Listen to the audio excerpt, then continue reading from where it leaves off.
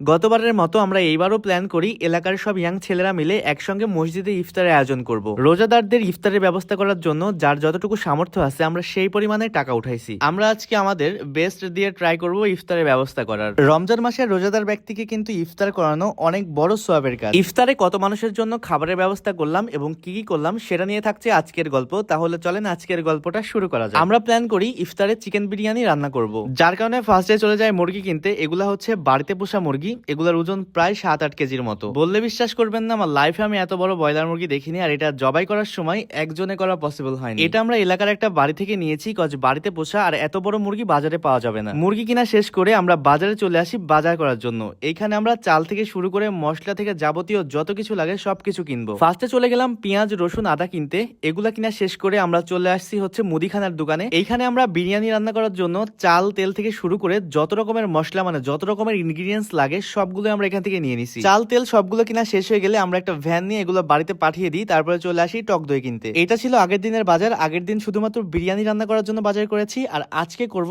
ইফতারে অন্য আইটেম দেওয়ার জন্য। এখান থেকে আমরা কয়েক রকমের ফ্রুটস নিয়ে নিলাম, খেজুর, আপেল, মালটা এবং কলা। এটা ছিল গত শুক্রবারের ভিডিও, মানে 27শে রমজানের। আর সেই দিন যেহেতু শুক্রবার ছিল, যার কারণে আমাদেরকে আবার নামাজেও যাইতে হবে। তো এদিকে প্রায় আমরা সবগুলো বাজার কমপ্লিট করে ফেলছি। এরপরে বাজারগুলো সব কমপ্লিট হয়ে গেলে চলে আসি সসপ্যান নিতে, কজ মসজিদের একটা সসপ্যান আছে আর আমাদের এক্সট্রা একটা সসপ্যান নিতে হবে। এরপরে সব মাল সামানগুলো ভ্যানে উঠিয়ে নিয়ে আমরা এখন চলে যাচ্ছি বাড়ির দিকে। আমাদের রান্নার কাজ শুরু হবে জুম্মার নামাজের পরেই। তো আমরা নামাজ পড়তে সবাই চলে আসি, এন্ড নামাজ শেষ করে সরাসরি চলে আসি আমাদের বাগানে। আমরা গত বছরও এখানে ইফতারের রান্নার আয়োজন করেছিলাম, আমরা এই বছরও এইখানে ইফতারের রান্নার আয়োজন করছি। ফার্স্টে এখানে চুলাটা খনন করে আমরা এখানে আগুন জ্বালিয়ে নিই। একটা আঙ্কেলের রান্না করতে আসার কথা ছিল, কিন্তু উনি আসতে লেট হয়। আমরা নিজেরাই রান্নার কাজ শুরু করে দিই। যেহেতু আমি হালকা পাতলা রান্না করতে পারি, সেই সাহসে আর কি এতজন মানুষের জন্য রান্নার কাজ অলরেডি শুরু করে দিয়েছি। ফার্স্টে বিরিয়ানিটা রান্না করার জন্য মাংসটা রান্না করে নিতে হবে। তো আমি এখানে মাংস রান্না করার জন্য যা যা ইনগ্রিডিয়েন্টস লাগে সবগুলো দিয়ে রান্না করে নিচ্ছিলাম। আমরা এখানে প্রায় 300+ মানুষের জন্য খাবারের ব্যবস্থা করেছি। এতগুলো মানুষের জন্য রান্না যে কিভাবে করব যদি বা ভয় লাগতেছিল, তারপরেও আর কি সাহস নিয়ে শুরু করছি। এদিকে মশলাগুলোকে ভালো করে কষিয়ে নিয়ে এখন আমি এর মধ্যে মাংসগুলো দিয়ে দিব।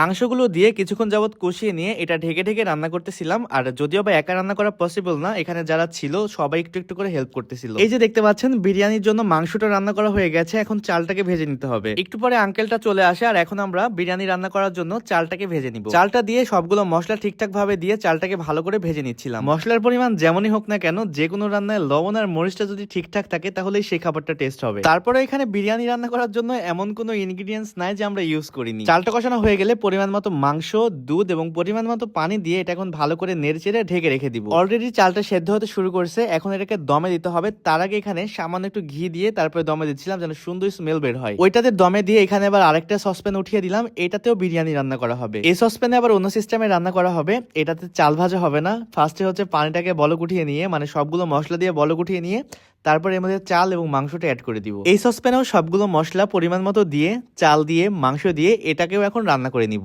মানুষকে খাওয়ানোর চেয়ে এর থেকে বড় নফল ইবাদত আর হয় না। আপনাদের যতটুকু সামর্থ্য আছে মানুষকে খাওয়াবেন, এতে আল্লাহ অনেক খুশি হয়। তো যাই হোক, এই সসপ্যানের রান্নাটাও হয়ে গেছে, এটাও দমে দিয়েছিলাম। এই যে দেখতে পাচ্ছেন বিরিয়ানি কিন্তু পুরোপুরি একদম দুইটাই রান্না হয়ে গেছে। এখন বাজে প্রায় 5:30টার মতো, আর 1 ঘন্টার মতো সময় আছে ইফতারের। আমরা ফার্স্টে যে সসপ্যানটা রান্না করছি ওইটা পুরোটাই যাবে মসজিদে, এন্ড এর পরে যে সসপ্যানটা রান্না করলাম ওইটা আমরা এবং আশেপাশের মানুষদেরকে দিব। আমরা একটা ভ্যান নিয়ে চলে আসলাম, আর এইখানে সবগুলো ফ্রুটসও কাটা হয়ে গেছে। আমরা এখন এগুলো নিয়ে সব মসজিদে চলে যাব। সবগুলো খাবার নিয়ে চলে আসলাম মসজিদে, এন্ড মসজিদে এসে ফার্স্টে আমাদেরকে করতে হবে লেবুর শরবত। আমরা বালতিতে করে ঠান্ডা পানি পুরে নিয়ে এখন আমরা সবাই মিলে লেবুর শরবতটা করে নিচ্ছিলাম। এন্ড এক এক করে সবগুলো মানুষও চলে আসতেছে ইফতার করার জন্য। একদিকে আমরা শরবত বানাচ্ছিলাম আর অন্যদিকে ইফতারের খাবারগুলোকে প্লেটে উঠানো হচ্ছিল। আমরা যে সবগুলো কাজ টাইম মতো করতে পারছি এটাই আলহামদুলিল্লাহ। এখন পর্যন্ত জানি না খেতে কেমন হয়েছে, তবে আশা করা যাচ্ছে ভালো হবারই কথা। এদিকে সব প্লেটার গুলো রেডি করা হচ্ছিল, আর আমরা সবাই বসে পড়ছি ইফতার করার জন্য। মূলত আমাদের মসজিদে প্রত্যেক রমজানে প্রতিটা বাড়ি থেকে ইফতারের ব্যবস্থা করা হয়ে থাকে। তো যাই হোক, ইফতারের আগে আমরা মুনাজাত করতেছিলাম, এন্ড মুনাজাত শেষ করে আজানও দিয়ে দিল, এন্ড আমরা ইফতার শুরু করে দিলাম। আজকের ভিডিওটা এই পর্যন্তই। আমাদের জন্য দোয়া করবেন, আল্লাহ যেন আমাদেরকে কবুল করুন।